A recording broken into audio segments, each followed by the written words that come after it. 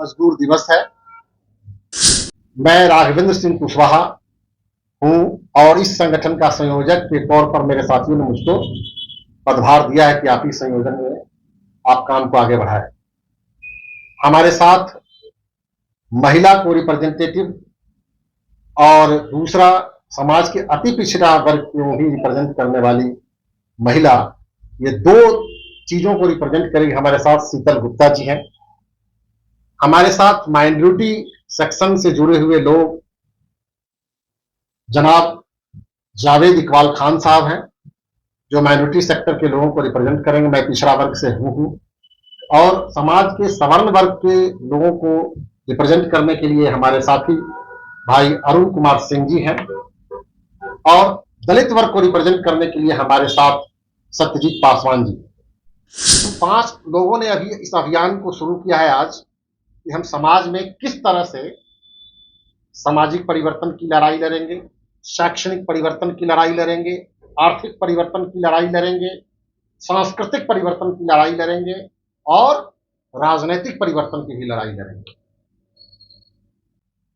तो हमारा संगठन इस तरह का समाज में राजनीतिक जागरूकता पैदा करेगा जो इन तमाम चीजों को वर्गीकरण के आधार पर नहीं, बल्कि प्रत्याशी के गुण और दोष के आधार पर, उसके विचार और उसकी शैली के आधार पर अपना जनप्रतिनिधि बनाए।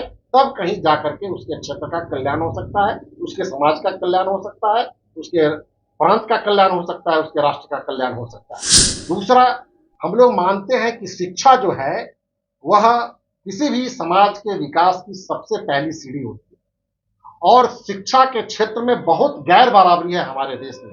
जो गरीब वर्ग के लोग हैं वो बिल्कुल जो शिक्षा पा रहे हैं उस शिक्षा से बहुत बेहतर भविष्य की परिकल्पना नहीं की जा सकती है। वो एक चपरासी की भी नौकरी नहीं पा सकते हैं।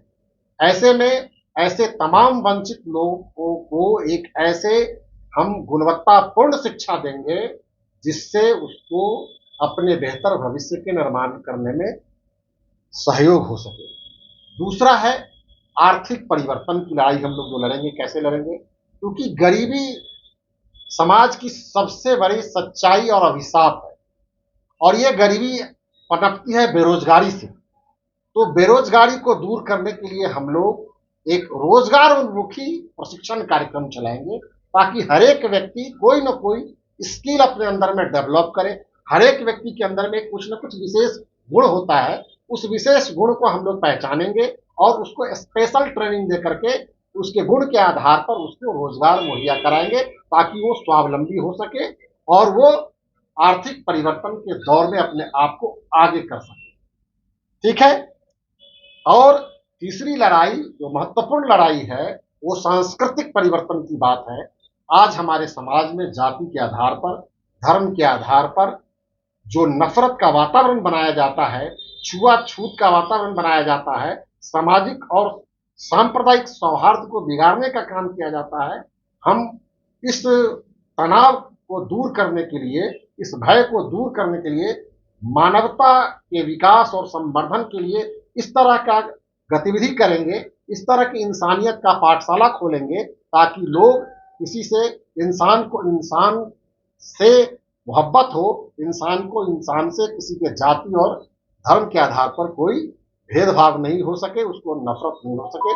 केवल एक इंसान दूसरे इंसान से मोहब्बत करे, उसकी हर भावनाओं की इज्जत करे। तो इस तरह के परिवर्तन की लड़ाई, 5 परिवर्तन की लड़ाई हम लोग समाज में लड़ेंगे। सामाजिक परिवर्तन की लड़ाई, शैक्षणिक परिवर्तन की लड़ाई, आर्थिक परिवर्तन की लड़ाई, सांस्कृतिक परिवर्तन की लड़ाई और राजनीतिक परिवर्तन की लड़ाई।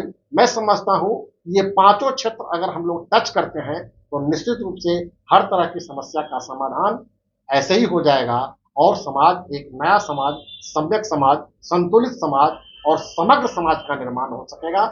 हमारी पहल इसी दिशा में है। बदलाव की शुरुआत हम लोग मानते हैं कि शिक्षा सबसे पहली सीढ़ी होती है जहां से व्यक्ति और समाज में बदलाव की शुरुआत होती है। तो हम शिक्षा के क्षेत्र से शुरू करेंगे।